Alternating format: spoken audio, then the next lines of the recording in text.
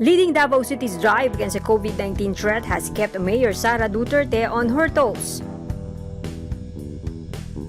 The Lady Mayor has been issuing executive orders in compliance with President Duterte's declaration, putting the country in a state of public health emergency. In this time of COVID-19, how does Mayor Sara de-stress? Megastar Sharon Cuneta gives the public an answer on Instagram.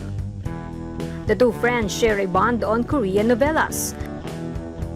Mayor Sara sent Cuneta this edited photo with Yoon Bin, the lead actor of the series Crash Landing on You. She told the megastar,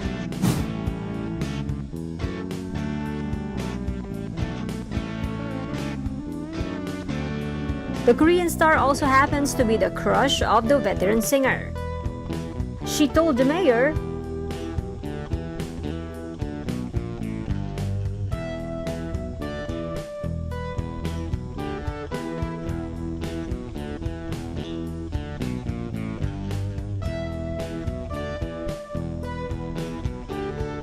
Cuneta also posted succeeding parts of their chat.